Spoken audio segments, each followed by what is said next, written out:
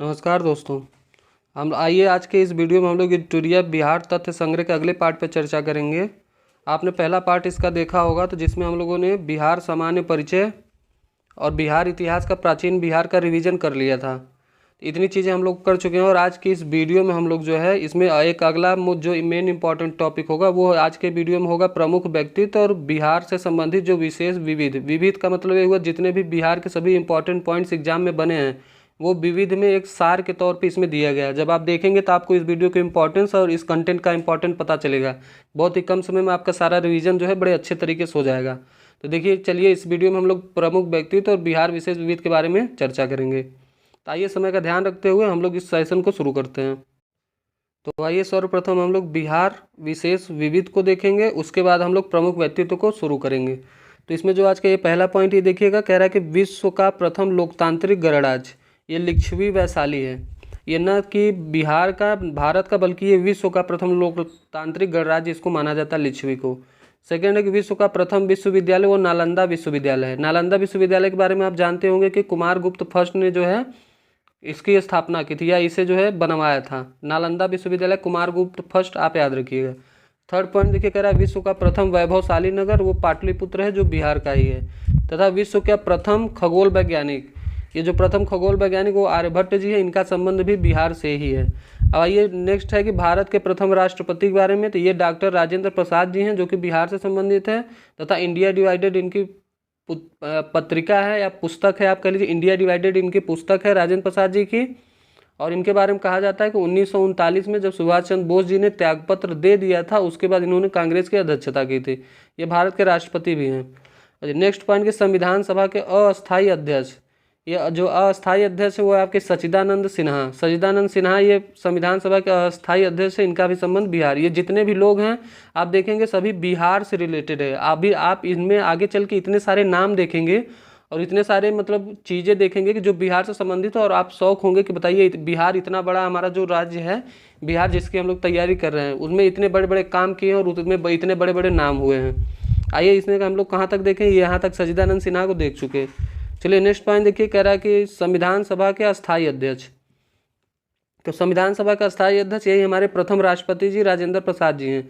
अगला कि ब्रिटिश शासन में प्रथम भारतीय राज्यपाल, तो ब्रिटिश शासन में प्रथम भारतीय राज्यपाल ये सत्येंद्र प्रसाद सिन्हा जी हैं। अगला कि ब्रिटिश शासन में बिहार के प्रथम राज्यपाल तो वो सर जेम्स शिप्टन हैं। नेक्स्ट कह रहा है कि स्वतंत्र बिहार के प्रथम राज्यपाल, ये इंपॉर्टेंट क्वेश्चन है। देखिए जो सबसे ज़्यादा इंपॉर्टेंट होगा हम आपको बताएंगे, तो आप ज़रा ध्यान से सुन लीजिएगा। ये कि स्वतंत्र बिहार के प्रथम राज्यपाल वो आपके जयराम दौलत राम जी हैं, जयराम दौलत राम।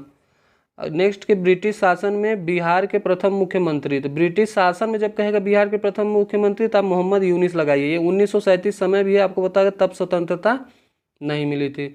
नेक्स्ट है कि स्वतंत्र बिहार के देखिए प्रथम मुख्यमंत्री, इसमें है आपके श्री कृष्ण सिंह। कौन है? श्री कृष्ण सिंह। तो स्वतंत्र में आप श्री कृष्ण याद रखिएगा, बाकी बिहार के प्रथम मुख्यमंत्री मोहम्मद यूनिस, ये ब्रिटिश शासन के दौरान। चलिए नेक्स्ट पॉइंट देखिएगा कि बिहार के प्रथम हरिजन मुख्यमंत्री, तो भोला पासवान शास्त्री, भोला पासवान शास्त्री ये बिहार के प्रथम हरिजन मुख्यमंत्री हैं, इनका भी नाम आप ध्यान दीजिएगा। नेक्स्ट बिहार के प्रथम निर्दलीय मुख्यमंत्री कौन है? तो महामाया प्रसाद सिन्हा, ये निर्दलीय मुख्यमंत्री हैं। अगला है कि बिहार के प्रथम मुस्लिम मुख्यमंत्री, तो पहले जो मुस्लिम मुख्यमंत्री थे अब्दुल गफूर, ये बिहार के पहले मुस्लिम मुख्यमंत्री थे। तथा ये इंपॉर्टेंट ये भी है कि बिहार की प्रथम महिला मुख्यमंत्री, महिलाओं को आजकल वरीयता सबसे ज़्यादा दी जाती है, तो हो सकता है ये एग्जाम में टपक पड़े। तो बिहार की प्रथम महिला मुख्यमंत्री में आप श्रीमती राबड़ी देवी का नाम याद रखिए, जो लालू प्रसाद यादव जी की धर्मपत्नी जी हैं। चलिए हम लोग बढ़ते हैं नेक्स्ट क्वेश्चन की तरफ। नेक्स्ट देखिएगा, कह रहा है कि पटना उच्च न्यायालय के प्रथम मुख्य न्यायाधीश, वेरी वेरी इंपॉर्टेंट क्वेश्चन है, ये आप ध्यान दीजिए। पटना उच्च न्यायालय के जो प्रथम मुख्य न्यायाधीश हैं वो आपके सर एडवर्ड मेनार्ड डेस जेम्स केमियर। मैंने तो केमियर, कहीं कहीं इनको चेमियर भी पढ़ा जाता है, तो सर एडवर्ड केमियर करके आप याद रखिएगा। यहाँ से उठाइएगा एडवर्ड, यहाँ से लास्ट से केमियर, तो इनको आप ध्यान रखेंगे। अगला कि पटना उच्च न्यायालय की स्थापना, जो पटना उच्च न्यायालय की स्थापना है वो 3 फरवरी 1916 में हुई। आपको पता होगा बिहार का गठन कब हुआ था? वो आपका 22 मार्च को हुआ था, 22 मार्च 1912 को। और तथा साथ ही ध्यान दीजिएगा कि उड़ीसा इससे 1936 में अलग हुआ था तथा झारखंड सन 2000 में अलग हुआ था। तो ये जो है पटना उच्च न्यायालय 1916 में बना था, 3 फरवरी का वो दिन था। चलिए नेक्स्ट पॉइंट की बात करते हैं। नेक्स्ट है कि पटना उच्च न्यायालय यानी हाई कोर्ट की बात ये कर रहा है। पटना उच्च न्यायालय के प्रथम भारतीय मुख्य न्यायाधीश कौन थे? भारतीय मुख्य न्यायाधीश आपसे पूछ रहा है। ये देखिए, ये पटना उच्च न्यायालय के प्रथम मुख्य न्यायाधीश में भारतीय और अंग्रेज नहीं कहा गया, तो भारतीय स्पेशल करके पूछे था। सर सैयद फजल अली आप नाम याद रखेंगे, सर सैयद फजल अली।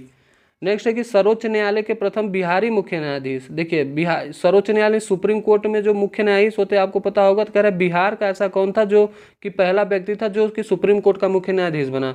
भुवनेश्वर प्रसाद सिन्हा जी का नाम आप याद रखेंगे। चलिए नेक्स्ट है कि विधानसभा के प्रथम अध्यक्ष कौन है? तो राम दयालु सिंह बिहार विधानसभा के प्रथम अध्यक्ष है। देखिए राम दयालु सिंह और राज्यपाल आपको याद होगा दौलत राम था, और ये विधानसभा के प्रथम अध्यक्ष कौन है? राम दयालु। इसमें आपको कंफ्यूजन हो सकता है, लेकिन ध्यान दीजिएगा विधानसभा राम दयालु सिंह। चलिए नेक्स्ट क्वेश्चन के विधान परिषद के प्रथम सभापति। तो विधान परिषद के प्रथम सभापति में आप राजीव रंजन प्रसाद सिंह का नाम याद रखिए। अगला है कि बिहार के प्रथम ज्ञानपीठ पुरस्कार पाने वाले। तो बिहार के जो प्रथम ज्ञानपीठ पुरस्कार प्राप्त व्यक्ति हैं वो आपके रामधारी सिंह दिनकर। ध्यान दीजिए रामधारी सिंह दिनकर हैं, ये बिहार के प्रथम पुरस्कार पाने वाले जो है ज्ञानपीठ पुरस्कार पाने वाले व्यक्ति हैं, रामधारी सिंह दिनकर। चलिए आगे देखिएगा, बिहार के व्यक्ति जिन्हें भारत रत्न दिया गया। ये तो आप सोच के भी मत सोचिएगा, अगर आपको याद है तो अच्छी बात है, नहीं याद है तो इसको अभी यहीं याद करने के बाद ही आप आगे बढ़िएगा। पहला नाम इनमें डॉक्टर राजेंद्र प्रसाद जी का, जो भारत के जो पहले राष्ट्रपति थे तथा संविधान सभा के अस्थायी अध्यक्ष थे, तथा 1939 में कांग्रेस की अध्यक्षता किए, इंडिया डिवाइडेड पुस्तक लिखे। तो ये जो है ये भारत रत्न इनको सबसे पहले 1962 में दिया गया था। नेक्स्ट है जाकिर हुसैन, राजेंद्र प्रसाद जाकिर हुसैन। जाकिर हुसैन के बारे में आप जानते होंगे, ये इन्हें 1963 में जो है भारत रत्न दिया गया। अगला है जयप्रकाश नारायण, जिसे जेपी या फिर लोकनायक भी कहा जाता है। तो लोकनायक जयप्रकाश नारायण जी को 1999 में भारत रत्न दिया गया। अगला बिस्मिल्लाह खां। बिस्मिल्लाह खां आपको पता होगा शहनाई बजाते थे। देखिए शहनाई वादक बिस्मिल्लाह खां तथा जाकिर हुसैन तबला वादक, ये दोनों जो है बिहार के थे और दोनों को भारत रत्न दिया गया। तो आप समझिए बिहार कितना ज़्यादा इंपॉर्टेंट है। तो जाकिर हुसैन, बिस्मिल्लाह खां, जयप्रकाश नारायण, राजेंद्र प्रसाद, इन 4 नाम आप याद करेंगे जिनको भारत रत्न दिया गया और इनका संबंध बिहार से है। आइए अगला पॉइंट देखते हैं। यह है कि बिहार के प्रथम अशोक चक्र प्राप्त करने वाला व्यक्ति कौन था? ये थे आपके रणधीर वर्मा। अगला है कि बिहार का प्रथम हिंदी समाचार पत्र, तो इसको भी आप ध्यान दीजिए। बिहार का प्रथम हिंदी समाचार पत्र है वो आपका बिहार बंधु। ध्यान देखिएगा, बिहार बंधु जो है बिहार का प्रथम हिंदी समाचार पत्र है। अगला है कि बिहार का प्रथम अंग्रेजी साप्ताहिक समाचार पत्र। ये देखिए ये साप्ताहिक है, आप इसमें थोड़ा सा ध्यान दीजिए। साप्ताहिक की बात करेंगे द बिहार हेराल्ड है, तथा प्रथम हिंदी समाचार पत्र बिहार बंधु। नेक्स्ट कि बिहार का प्रथम हिंदी दैनिक समाचार पत्र आप सर्वहितैषी। ये 3 जो है आप एक साथ रखिए। तथा बिहार का प्रथम अंग्रेजी दैनिक समाचार पत्र वो आपका द सर्चलाइट। तथा बिहार का प्रथम उर्दू समाचार पत्र वो आपका नूर अल अनवर। अब आइए बात करते हैं बिहार के प्रथम हिंदी छापाखाना। तो छापाखाना में आप बिहार बंधु प्रेस याद रखिएगा। इतनी बातें आप ध्यान, ये सारी बातें देखिएगा आप एक तरफ से फिर से ध्यान दीजिएगा। ये सभी जो है पत्रिका से संबंधित हैं आपका यहाँ तक। बिहार का प्रथम हिंदी समाचार पत्र बिहार बंधु, प्रथम अंग्रेजी साप्ताहिक द बिहार हेराल्ड, बिहार का प्रथम हिंदी समाचार पत्र सर्वहितैषी, बिहार का प्रथम अंग्रेजी दैनिक समाचार पत्र दी सर्चलाइट, तथा बिहार का प्रथम उर्दू समाचार पत्र आप नूर अल अनवर को याद रखेंगे। आइए अगला पॉइंट है कि बिहार की प्रथम नगर पालिका। तो ये आरा जो है, ये आरा जिला जो है आपका बिहार का प्रथम नगर पालिका जो है। चलिए नेक्स्ट पॉइंट देखिएगा कि बिहार आने वाला प्रथम अंग्रेज यात्री कौन था? तो रॉल्फ फिच का नाम आप याद रखेंगे। रॉल्फ फिच ये बिहार आने वाला प्रथम अंग्रेज यात्री। अगली है कि बिहार की सबसे बड़ी नदी, तो ये गंगा है। ये बिहार ही नहीं भारत की भी सबसे बड़ी नदी है। अगला बिहार का सबसे बड़ा नगर पटना। पटना को इसीलिए राजधानी भी बनाया गया है। पटना का आपको पता होगा पुराना नाम क्या था? आपको पता होगा पाटलिपुत्र कहते थे पटना को। तो बिहार का सबसे बड़ा नगर कौन सा है? पटना। राजधानी भी पटना, उच्च न्यायालय भी पटना। अब आइए बात करते हैं बिहार का सबसे बड़ा हवाई अड्डा। तो लोकनायक जयप्रकाश नारायण जी के नाम पे है ये हवाई अड्डा। जयप्रकाश नारायण जिसे लोकनायक के नाम से लोग जानते हैं, तो ये जो है बिहार का सबसे बड़ा हवाई अड्डा है। नेक्स्ट है बिहार का सबसे बड़ा रेलवे स्टेशन। तो ये आपका पटना जंक्शन है, जो वहाँ की राजधानी है वही वो जो है सबसे बड़ा रेलवे स्टेशन है, पटना जंक्शन आप याद रखिएगा। अगला है कि बिहार का सबसे बड़ा प्लेटफॉर्म, ये आपका रेलवे जंक्शन है और ये आपका प्लेटफॉर्म और रेलवे जंक्शन दोनों में अंतर होता है। तो ये सोनपुर है, प्लेटफॉर्म में सोनपुर याद रखिए, रेलवे जंक्शन में पटना जंक्शन। नेक्स्ट पॉइंट कह रहा है कि बिहार का सबसे बड़ा सड़क पुल बताइए। तो ये महात्मा गांधी सेतु बिहार का सबसे बड़ा सड़क पुल है।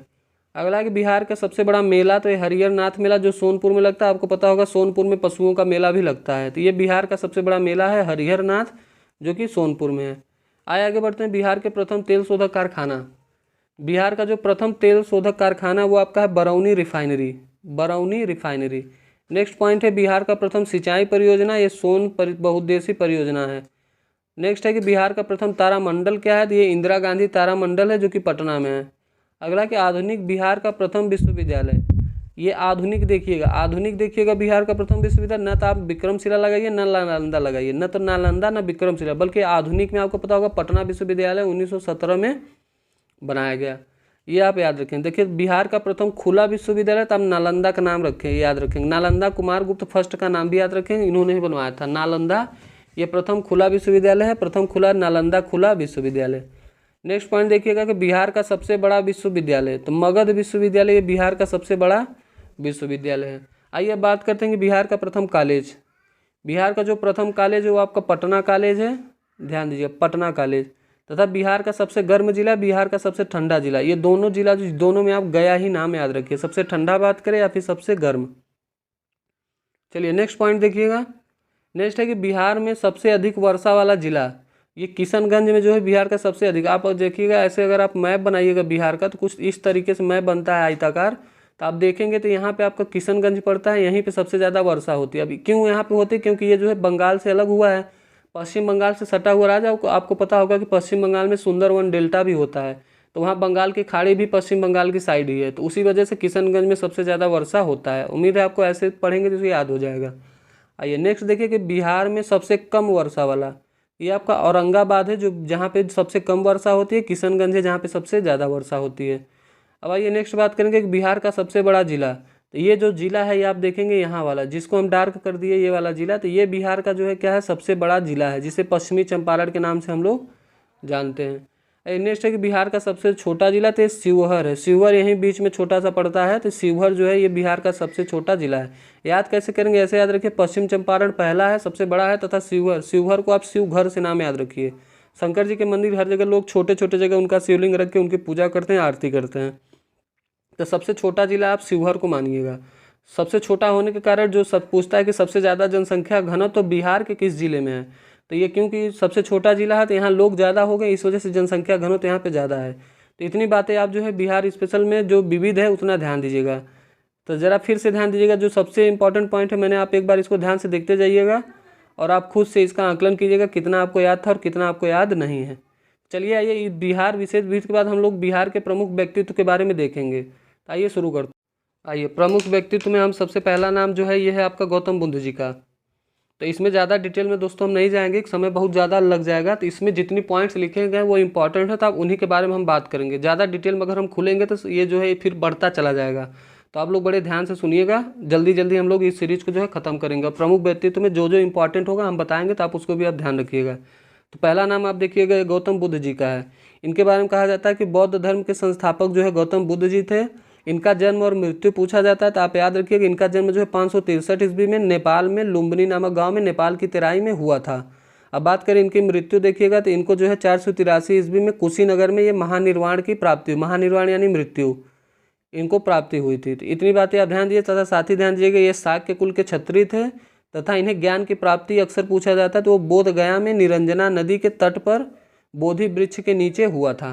तो कितनी बातें आप ध्यान देंगे, ध्यान दीजिएगा कि इनका जो है कि संस्थापक ये थे बौद्ध धर्म के, जन्म 563 ईस्वी पूर्व में, शाक्य कुल के क्षत्रिय थे, ज्ञान की प्राप्ति इन्हें बोध गया निरंजना नदी पे हुआ तथा बोधि वृक्ष के नीचे हुआ। इसीलिए जैसे बिहार में जो है बोधि वृक्ष को यहाँ का प्रतीक भी बनाया गया है। अगला है मृत्यु इनकी 483 ईस्वी पूर्व में कुशीनगर में हुई थी। चलिए अगले व्यक्ति की हम लोग बात करेंगे, इन्हीं के समकालीन थे, वो महावीर स्वामी जी थे। महावीर स्वामी के बारे में आप जानते होंगे कि जैन धर्म के संस्थापक, इन 24वें तीर्थंकर थे जिन्हें जैन धर्म का वास्तविक संस्थापक माना जाता है। तो इनका जन्म देखिएगा 540 ईस्वी में वैशाली के कुंड ग्राम में हुआ था। जन्म में आप कंफ्यूज होते होंगे महात्मा बुद्ध और महावीर स्वामी से, तो उनका नेपाल लुम्बिनी याद रखिए, इनका वैशाली कुंड ग्राम याद रखिए। और ज़्यादा इसमें बात करेंगे तो 24वें तथा अंतिम तीर्थंकर थे। 12 वर्षों की कठोर तपस्या के पश्चात जिरिम्भिक ग्राम में रुजुपालिका नदी के तट पर साल वृक्ष के नीचे इन्हें कैवल्य यानी ज्ञान की प्राप्ति हुई थी, तथा 468 ईस्वी में पावापुरी में इन्हें मोक्ष की प्राप्ति हुई थी। पावापुरी में इन्हें क्या हुई थी? मोक्ष की प्राप्ति हुई थी। एक बार फिर से ध्यान से देख लीजिएगा इंपॉर्टेंट पॉइंट कि 540 में वैशाली में जन्म हुआ। 24वें तीर्थंकर थे। ऋजुपालिका नदी के तट पर साल वृक्ष के नीचे इन्हें ज्ञान की प्राप्ति हुई। उन्हें बोधि वृक्ष के नीचे हुई थी, इन्हें साल के वृक्ष के नीचे हुई प्राप्ति, तथा 468 में इनकी मृत्यु हुई। चलिए नेक्स्ट देखिएगा। नेक्स्ट ना है आपका चंद्रगुप्त मौर्य। चंद्रगुप्त मौर्य जानते होंगे कि चाणक्य की सहायता से नंदवंश को समाप्त कर 321 ईस्वी पूर्व में चंद्रगुप्त मौर्य ने मौर्य वंश की स्थापना की।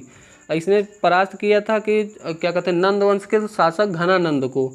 उसके बाद जो है ये इसकी स्टोरी ये थी कि चाणक्य की क्या किया था, वो उसको बेइज्जती करके बाहर कर दिया था, तो ये चंद्रगुप्त मौर्य से उसको मरवा के मौर्य वंश की स्थापना करवा दिए। चलिए अगला है कि उन्हें जो है प्रथम बार भारत के विशाल साम्राज्य को संगठित रूप प्रदान किया। ये चंद्रगुप्त मौर्य ने क्या किया था? पहली बार भारत के जो विशाल साम्राज्य था उसको संगठित किया था। आइए अगला नाम हम लोग देखेंगे चाणक्य, जिसे कौटिल्य भी कहते हैं। ये चंद्रगुप्त मौर्य के राजनीतिक गुरु एवं प्रधानमंत्री चाणक्य थे। चंद्रगुप्त मौर्य के राजनीतिक गुरु और प्रधानमंत्री कौन थे? चाणक्य थे। उन्होंने राजनीतिक और प्रशासनिक विषयों पर आधारित अर्थशास्त्र की भी रचना की थी। ये अर्थशास्त्र पैसा कौड़ी वाला नहीं है, बल्कि राजनीति का अर्थशास्त्र है, अक्सर एग्जाम में पूछता है। चलिए नेक्स्ट नाम है आपका अशोक का।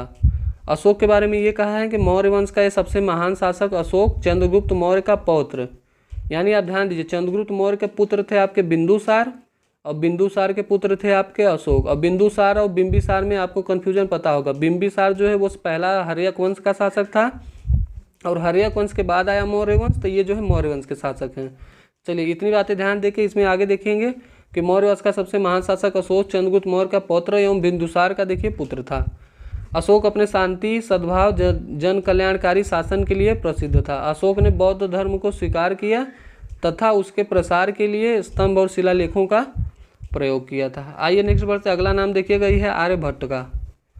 आर्यभट्ट के बारे में देखिएगा। आर्यभट्ट जो ये गुप्त काल के प्रसिद्ध गणितज्ञ एवं खगोल शास्त्री थे। आपने सुना होगा चंद्रगुप्त द्वितीय का नाम, जिसके 9 रत्न थे। 9 रत्नों में एक आर्यभट्ट थे। तो उन्होंने बीज गणित की प्रारंभिक आधारशिला रखी। उन्होंने आर्यभट्टियम, ध्यान दीजिए, पूछा जाता है कि आर्यभट्टियम किसकी रचना? था आर्यभट्ट की। एवं आर्य सिद्धांत की रचना की। आर्य सिद्धांत और आर्यभट्टियम, आर्यभट्टियम आर्य सिद्धांत दोनों आर्यभट्ट की। तथा शून्य का उन्होंने दशमलव और शून्य, आप जानते होंगे कि आर्यभट्ट ने खोज की, लेकिन यहाँ पे दशमलव नाम भी है, तो आप देखिएगा दशमलव और शून्य दोनों का आविष्कार आर्यभट्ट ने किया। अब देखिएगा अगला नाम है याज्ञवल्क्य का। याज्ञवल्क्य ये विदेह है जिसे मिथिला कहते हैं, कि राजा जनक के समकालीन थे। जनक की पुत्री सीता जी, भगवान राम से उनका ब्याह हुआ था, आपको पता होगा, ये वही जनक हैं। तो याज्ञवल्क्य जो है वो विदेह यानी मिथिला के राजा जनक के समकालीन थे। उन्होंने शतपथ ब्राह्मण, याज्ञवल्क्य की स्मृति आदि की रचना की। शतपथ ब्राह्मण और याज्ञवल्क्य की स्मृति की रचना याज्ञवल्क्य ने की। आइए अगला नाम देखिए पाणिनि। आपको तक आप सोचते होंगे पाणिनि, चाणक्य और ये सब एक, लेकिन पाणिनि अलग था, चाणक्य अलग था। पाणिनि देखिए ये पाटलिपुत्र निवासी पाणिनि ने जो है प्रसिद्ध संस्कृत व्याकरण अष्टाध्यायी की रचना की। आप बस आपसे क्वेश्चन पूछेगा अष्टाध्यायी की रचना किसने की, तो आप याद रखिएगा पाणिनि। इन सभी का संबंध बिहार से है, इसीलिए ये हम बिहार स्पेशल में लोग को पढ़ रहे हैं। आइए अगला देखिए, अगला है कि जीवक। जीवक जो है वो बिंबिसार के समकालीन थे। वे एक प्रसिद्ध जो है आयुर्वेदाचार्य थे। जीवक ने महात्मा बुद्ध और उज्जैन के राजा प्रद्योत का उपचार किया था। अगला नाम आपका अश्वघोष है। अश्वघोष जो है वो बौद्ध महाकवि और दार्शनिक थे। ये कनिष्क के समकालीन थे, कनिष्क के समकालीन थे। इनकी प्रसिद्ध जो रचना है वो है बुद्ध चरितम। बुद्ध चरितम को किसने लिखा पूछा भी जाता था, अशोक ने लिखा। तथा जीवक बिंबिसार का, तथा पाणिनि आपको पता होगा अष्टाध्यायी इनकी रचना है। चलिए आगे बढ़ते हैं, और अगला नाम हम लोग देखेंगे आपके बाणभट्ट का। ये बाणभट्ट क्या थे? ये हर्षवर्धन के समकालीन थे। हर्षचरित और कादम्बरी बहुत ही प्रचलित इनकी रचनाएं हैं जो पूछी जाती हैं। तो हर्षचरित और कादम्बरी की जो रचना की थी वो बाणभट्ट जी ने की थी। तथा कादम्बरी विश्व का सबसे प्राचीन उपन्यास है, ये भी बात आप ध्यान रखिएगा। आइए अगला नाम देखिएगा दीपांकर श्रीज्ञान का। दीपांकर जो श्रीज्ञान थे ये विक्रमशिला विश्वविद्यालय के प्रसिद्ध आचार्य थे, यानी प्रोफेसर आप कह लीजिए। ये विक्रमशिला विश्वविद्यालय जिसकी स्थापना धर्मपाल ने की थी, और क्या थे यहाँ के, ये आपके प्रोफेसर थे। उन्हें तिब्बत शासक के निमंत्रण पर तिब्बत भेजा गया था, तथा बौद्ध धर्म के प्रमुख ज्ञाता रहे हैं। बौद्ध धर्म के ज्ञानी कौन थे? दीपांकर श्रीज्ञान। अगला नाम आप मंडन मिश्रा का याद रखिए। मंडन मिश्रा मिथिला क्षेत्र के प्रसिद्ध विद्वान और दार्शनिक थे। उन्होंने शंकराचार्य के साथ शास्त्रार्थ किया था। शंकराचार्य के बारे में आप जानते हैं, मंडन मिश्रा ने शंकराचार्य के साथ शास्त्रार्थ किया था। चलिए अब हम लोग मध्यकाल के प्रमुख व्यक्तित्व को देखेंगे। इसमें पहला नाम है आपका मखदूम सरफुद्दीन याया मनेरी। मखदूम सैफुद्दीन याया मनेरी, ये क्या है? ये है कि 14वीं सदी में बिहार के प्रसिद्ध सूफी संत थे। उन्होंने जो है फिरदौसी संप्रदाय का बिहार में प्रचार किया।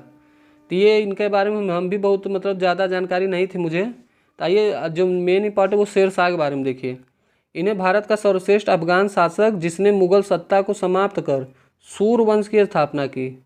शेरशाह ने किस वंश की स्थापना की? सूर वंश की। शेरशाह को उसके प्रशासनिक सुधारों के लिए विशेष रूप से जाना जाता है। शेरशाह ने जन कल्याण के लिए कृषि, संचार, यातायात आदि में व्यापक सुधार किए थे। अगला नाम आप देखिए विद्यापति का। विद्यापति का नाम आप बहुत ज़्यादा सुने होंगे और ये बहुत ही प्रचलित है। विद्यापति के बारे में कहा जाता है कि ये बिहार के दरभंगा के प्रसिद्ध श्रृंगार रस के कवि थे। प्रसिद्ध श्रृंगार रस के कवि विद्यापति जी। उनकी मैथिली और संस्कृत की रचनाएं काफ़ी प्रसिद्ध हैं। उनकी प्रमुख संस्कृत रचनाओं में आपका पुराण संग्रह, विभासागर, गंगा काव्यावली प्रमुख है तथा उन्हें मैथिल कवि कोकिल भी कहा जाता है। ये लाइन आप याद रखें कि मैथिल कवि कोकिल किसे कहा जाता है? तो विद्यापति को कहा जाता है। आइए अगला नाम देखिए गुरु गोविंद सिंह। सिख गुरु के जो 10वें गुरु थे जिनका जन्म 1666 ईस्वी में पटना में हुआ, यानी ये गुरु गोविंद सिंह 10वें गुरु, इनका जन्म बिहार के पटना में हुआ। उन्होंने सिखों के लिए पंच ककार, केस तथा कंघा, कड़ा, कृपाण और कच्छा को अनिवार्य किया था। पंच ककार, केस, कंघा, कड़ा, कृपाण और कच्छा।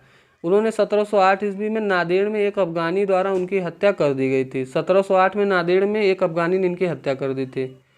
नेक्स्ट नाम आप देखिएगा पीर अली।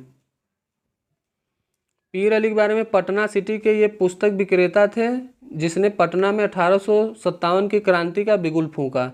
अंग्रेजों से संघर्ष के पश्चात उन्हें फांसी की सजा दे दी गई। तो जी ये बिहार के पीर अली थे जिन्होंने अंग्रेजों ने फांसी दे दी। मात्र 1857 की क्रांति में इन्होंने आग फूकी थी, ऐसे आप समझिए, उसको बढ़ाया था इस वजह से। चलिए अगला नाम देखिए वीर कुंवर सिंह का।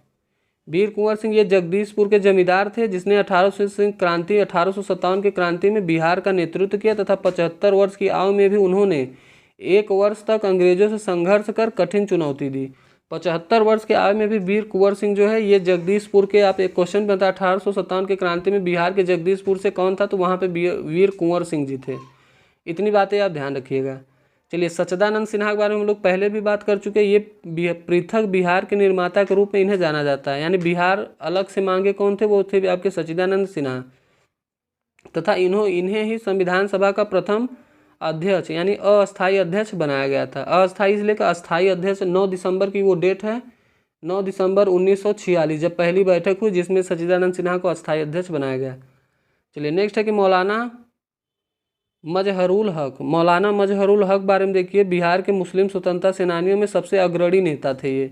इन्होंने असहयोग और खिलाफत आंदोलन में सक्रिय भूमिका निभाई। असहयोग खिलाफत आंदोलन में सक्रिय भूमिका। उन्होंने पटना में 1920 में सदाकत आश्रम की स्थापना की तथा गांधी जी इन्हें देश भूषण कहते थे। अगर क्वेश्चन आपसे पूछता है गांधी जी देश भूषण किसे कहते तो मौलाना का नाम आप याद रखेंगे। आइए नेक्स्ट क्वेश्चन देखिए डॉक्टर राजेंद्र प्रसाद। डॉक्टर राजेंद्र प्रसाद के बारे में आपने बहुत सारी चीज़ें जानते होंगे। आइए कुछ एडिशनल चीज़ें हम लोग जानते हैं। ये है कि ये स्वतंत्र भारत के प्रथम राष्ट्रपति थे। इनका जन्म 3 दिसंबर 1884 ईस्वी को सिवान के जीरादेव में हुआ था जो कि बिहार में पड़ता है। अगला है कि वे 1906 में बिहारी छात्र सम्मेलन से सक्रिय भूमिका में आए। 1906 में बिहारियों द्वारा छात्र सम्मेलन से सक्रिय भूमिका में आए तथा ये चंपारण सत्याग्रह, देखिएगा ये चंपारण सत्याग्रह, असहयोग आंदोलन से भारत छोड़ो आंदोलन तक सक्रिय रहे। संविधान सभा के ये अस्थायी अध्यक्ष भी बने। देखिए सच्चिदानंद सिन्हा जी अस्थायी अध्यक्ष थे, ये आपके अस्थायी अध्यक्ष थे। इतनी बातें राजेंद्र प्रसाद जी के बारे में आप ध्यान दीजिएगा। अगला नाम है आपका हसन इमाम। पटना के निवासी हसन इमाम पेशे से बैरिस्टर थे। उन्होंने स्वतंत्रता आंदोलन में खिलाफत आंदोलन, सविनय अवज्ञा आंदोलन में सक्रिय भूमिका से भाग लिया तथा बिहार में उन्होंने साइमन कमीशन के विरोध का नेतृत्व किया। हसन इमाम के बारे में इतनी बातें आप ध्यान दीजिएगा। आइए आगे बढ़ते हो, भिखारी ठाकुर के बारे में जानते हैं। भिखारी ठाकुर, इनका जन्म यहाँ पे सारण में हुआ था, कुतुबपुर में हुआ। ये भोजपुरी के लोक गायक, लोक कलाकार थे। उन्हें भोजपुरी का शेक्सपियर भी कहा जाता है। देखिए भोजपुरी के शेक्सपियर भी मिल गए आपको। भारत का शेक्सपियर और भोजपुरी के शेक्सपियर याद रखिए, भिखारी ठाकुर जी को कहा गया। भोजपुरी के शेक्सपियर भिखारी ठाकुर जी। आइए अगली बात करते हैं सर सुल्तान अहमद के बारे में। ये पटना विश्वविद्यालय के प्रथम कुलपति थे। पटना विश्वविद्यालय के प्रथम भारतीय कुलपति थे। वे 1937 ईस्वी में वायसराय के कार्यकारी परिषद से के सदस्य बने तथा 1941 ईस्वी में वे भारत सरकार में विधि सदस्य नियुक्त किए गए। आइए नेक्स्ट नाम है आपका सत्येंद्र प्रसाद सिन्हा का। सत्येंद्र प्रसाद सिन्हा ये बिहार के प्रथम भारतीय गवर्नर बने। देखिए ये इनका नाम इम्पॉर्टेंट है, सत्येंद्र प्रसाद सिन्हा जी का। एक बार हम लोगों ने विविध में भी इनका देखा होगा। ये हैं बिहार के प्रथम भारतीय गवर्नर। उन्होंने असहयोग आंदोलन के दौरान 1921 ईस्वी में बिहार और उड़ीसा के गवर्नर पद से इस्तीफा दे दिया था।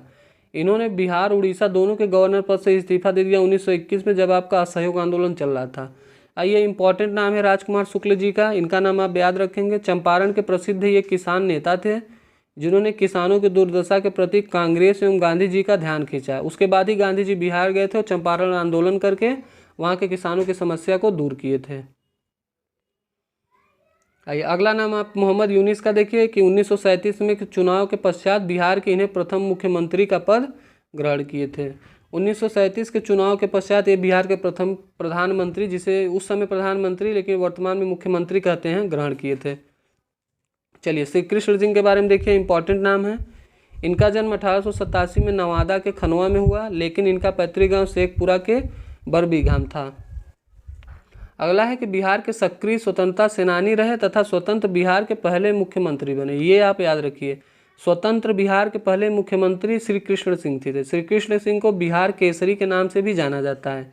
बिहार केसरी के नाम से श्री कृष्ण सिंह को जाना जाता है। आपको पता होगा पंजाब केसरी के नाम से लाला लाजपत राय जी को जाना जाता है। चलिए नेक्स्ट नाम है एक कवि का है जो कि बहुत ज़्यादा इंपॉर्टेंट है। ये हैं रामधारी सिंह दिनकर जी। इनके बारे में देखिए कि ये हिंदी के प्रख्यात लेखक, कवि और निबंधकार तीनों थे तथा इनका जन्म 1908 में बेगूसराय के सिमरिया में हुआ था। रामधारी सिंह दिनकर का जन्म आपका बेगूसराय में हुआ तथा इन्हें स्वतंत्रता से पहले विद्रोही कवि के रूप में जाना जाता था। विद्रोही कवि के रूप में किसे जाना जाता था? वो रामधारी सिंह दिनकर जी थे। स्वतंत्रता के पश्चात इन्हें राष्ट्र कवि के रूप में भी जाना जाता है। पूछा जाता है भारत का राष्ट्र कवि कौन है, तो ये आपके हैं रामधारी सिंह दिनकर जी। आइए अब देखिएगा इनके प्रमुख रचनाएं जो कि कुरुक्षेत्र, उर्वशी, हुंकार, रेणुका तथा रसवंती। कुरुक्षेत्र, उर्वशी, हुंकार, रेणुका, रसवंती, इतनी इनकी प्रमुख रचनाएं हैं जो आप याद रखेंगे। नेक्स्ट देखिएगा फणीश्वर नाथ रेणु। इनका जन्म 1921 में अररिया जिले में फार बिसगंज के औराही में हुआ था। हिंदी उपन्यासों में उन्हें आंचलिक लेखक के रूप में जाना जाता है। इनकी प्रमुख रचना है मैला आंचल। फणीश्वर नाथ रेणु की प्रमुख रचना मैला आंचल है। इनका संबंध बिहार से है, इतनी बात आप ध्यान दीजिए। चलिए अनुग्रह नारायण सिंह सिन्हा के बारे में देखिए। इनका जन्म आपका 1887 ईस्वी में औरंगाबाद के पोयवा में हुआ था। इन्होंने 1917 के चंपारण सत्याग्रह में गांधी जी का साथ दिया तथा स्वतंत्रता पश्चात उन्होंने बिहार सरकार में मंत्री का भी पद संभाला। बिहार विभूति की संज्ञा जो है अनुग्रह नारायण सिन्हा को दी जाती है।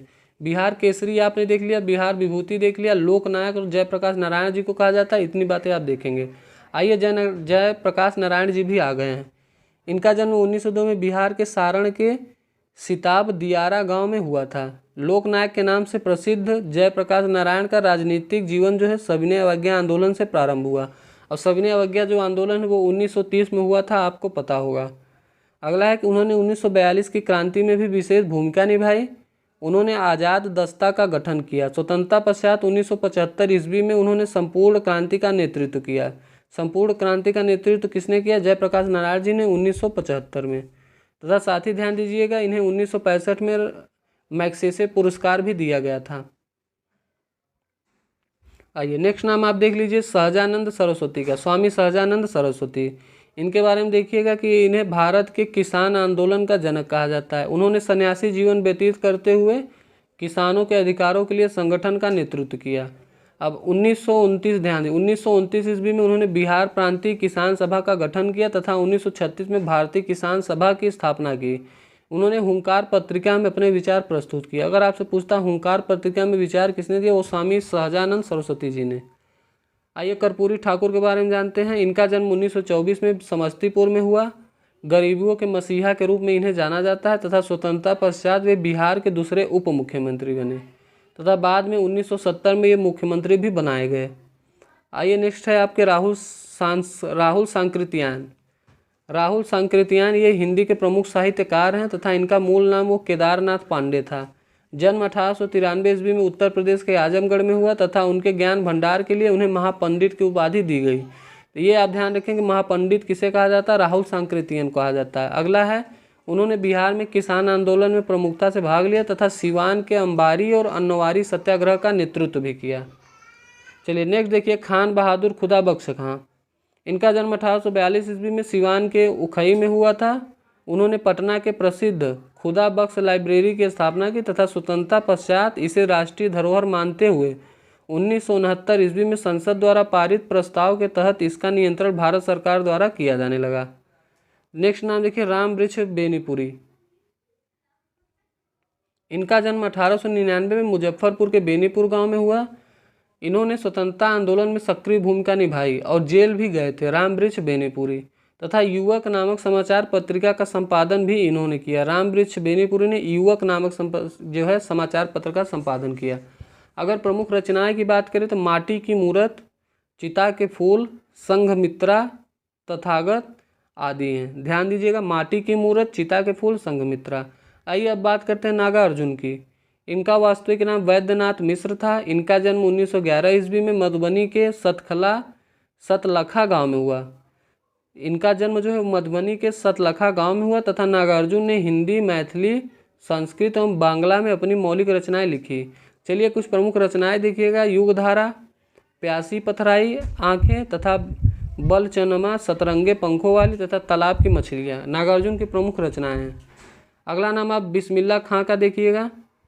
बिस्मिल्लाह खां जो शहनाई वादक थे, ये उस्ताद बिस्मिल्लाह खां का जन्म 1916 में बक्सर के डुमराव गांव में हुआ। ये इंपॉर्टेंट है, आप ध्यान दीजिएगा, उमराव गांव में हुआ।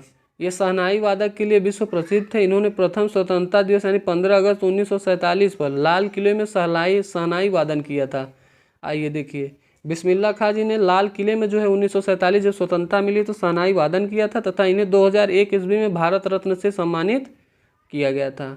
अगला नाम आप देखेंगे, ये बिहार विशेष विविध, इसके बारे में हम लोग बात कर ही चुके हैं अभी। ये देखिए, ये बिहार विशेष विविध था तथा ये प्रमुख नाम थे बिहार के जिनके बारे में हम लोगों ने अभी देखा। तो इसका जो अगला नेक्स्ट है वो आपको कुछ दिन बाद मिल जाएगा। तो ऐसे ही देखिएगा कितने इंपॉर्टेंट है जो वन लाइनर के रूप में बिहार के प्रमुख व्यक्तित्व और बिहार विविध देखे हैं।